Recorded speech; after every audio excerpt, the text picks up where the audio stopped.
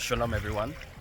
So we are in the land of Tobago, and I wanted to share with you one of the great lessons that I, myself, and some other people, while being here, are learning with regards to transformation. Now, we've been speaking about the transformation of people, spiritual synchronization, identity synchronization, and many other such like things which I believe are very helpful to people so that they can walk in their dual identity, their kingdom citizenry, all the while living out their days in the natural also. But the next stage of transformation with regards to if you want to make an impact is actually being able to love one another. Now that may seem simple, however, though it may seem simple, it's something that people exceedingly struggle with. And the best tool that you may use to be sharpened in this area is being in community. Now the church, the ecclesia, may be a great vehicle. However, the church can also be, or the assembly of the called out ones can also be, a means by which you can hide from the scrutiny of the word. Because what we see in the first century church, which I believe we should really consider, is the fact that people were going from house to house, day by day. People had all things in common. They had the same mind, the same heart. And I believe what this is speaking to is community.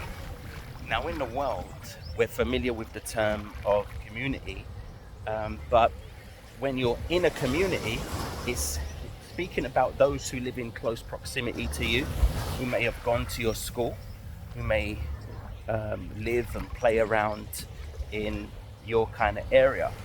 But we're not necessarily familiar with the term community, living community with the body of Messiah.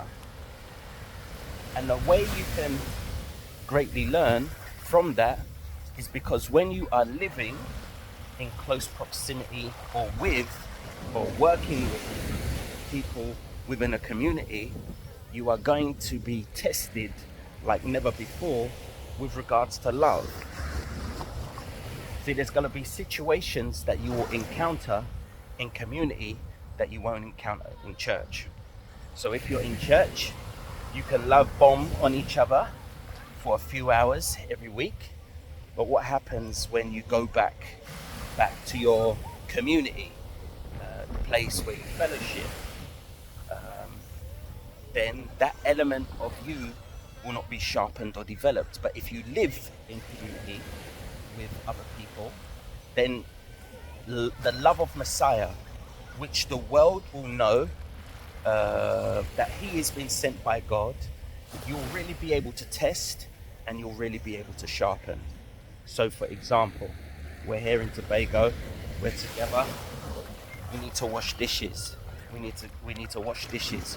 We need to wash clothes. We need to prepare food. We need to get to a certain place on time. We need to make sure we're all in the car. We need to pay for stuff, etc., etc.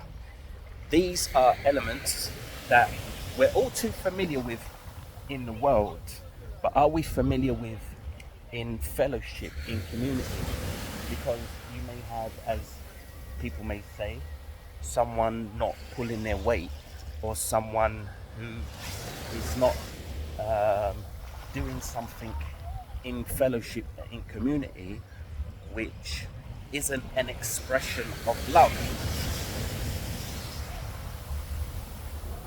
So these things are things we've been speaking about, we've been putting to the test, we've been measuring, and it's things I've been teaching about for a number of years now, and I'm glad to see that things that are at the forefront are being tested and measured, and by Jehovah's grace, we will see a lot more from in terms of House of Israel, in terms of me, my family, and ministry, and over the course of the body of Messiah. So I thank you for everybody who's prayed, everybody who's made this possible, and by Jehovah's grace, we will see not just assemblies or places where people gather together around the world, but we will see a lot more communities where people live together or live in close proximity together, have all things common, share the same heart, the same mind, in the business of developing a kingdom culture within their household and within their fellowship, be able to start businesses and work for and with each other, generate income for and with each other, all to the benefit and to the glory of the King. Shalom.